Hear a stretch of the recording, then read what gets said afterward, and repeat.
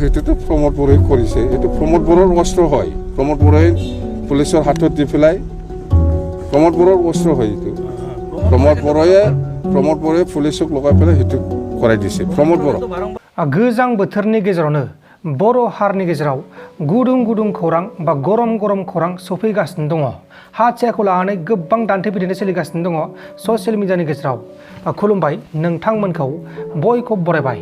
दिनै जोङो आथिखालाव सोलिबाय थानाय बा बिटिसिनि जोनोम सान बा बिटिसि गोरोबथानि सानखालि जानाय माखासे खौरां बिजों ओंखारनाय बे बाथ्राखौ लानानै गोबां दान्थे बिदान्थे सोलिगासिनो दङ। दा बेनो गोबां खौरांफोरा ओंखारदों।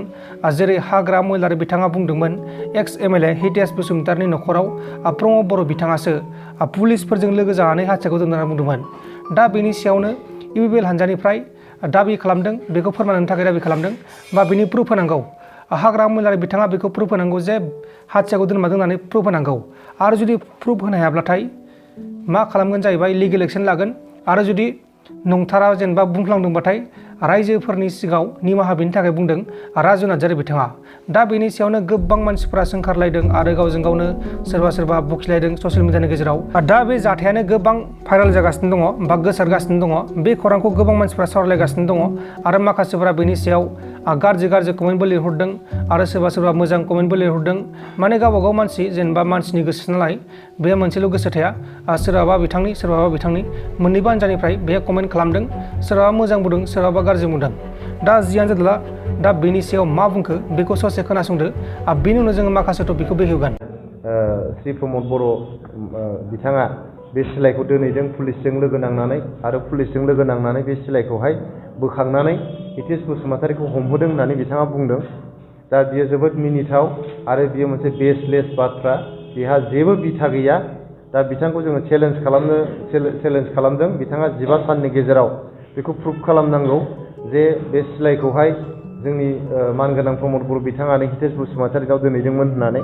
आरो बिथाङा जुदि बे जिनिसखौ प्रुफ खालामनो हायाब्ला जोङो बिथांनि एगेन्स्टै स्ट्रं माने आयेन बेबस्था जों लानाय जागोन, लिगेल एक्सन जों लानाय जागोन, डिफेमेसन जों बिथांनि एगेन्स्टै केस होनाय जागोन।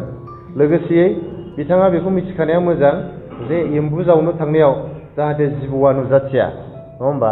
जे गावनि सरकारनि दिनाव जेरैबायदि सिलाइनि बमा बारुदनि बेयाव मोनसे थासारि दङमोन आरो 28 डिसेम्बर 2012 मायथाइयावहाय दिनैनि जे बिथाङा हितेश बसुमतारि मुसलपुर बिपिएफनि प्रेसिडेन्ट, बिथाङा एमएलएमोन बै समाव 28 डिसेम्बर 2012 मायथाइयावहाय नोंथांमोना दाबो मिडियायाव नुगोन, रिपर्टआव निउस पेपाराव नोंथांमोना नागिरबा नुगोन जे बिथाङानो बुंदोंमोन जे जोंनि बड'लेण्ड ओनसोलाव हाग्रामा महिलारि बिथाङानो सिलाइनि बेफारखौ खालामगासिनो दं होननानै।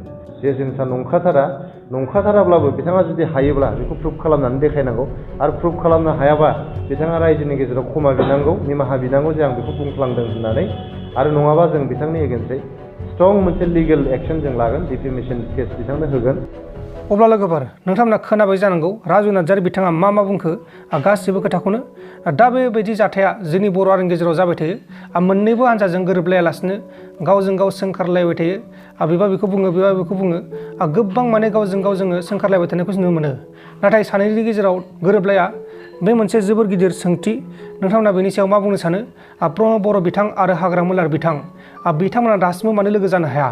दा बेनि सायाव जुदि माबा मोनसे बुंनो सानोबाथाय नैबे कमेन्ट बक्सनि गेजेराव फोरमायहरदो। दा बायदि बर'जों बर' सोंखारलायबाय थानानै गुबुन हारिफ्रा जोंनि हारिखौ मिनिग्रोगासिनो दङ। बिसोरनि लिडारफ्रा मा गावजों गावनो सोंखारलायबाय थायो होननानै माने सानो। दा बेनिखायनो नोंथांमोना बेनि सायाव मा बुंनो सानो?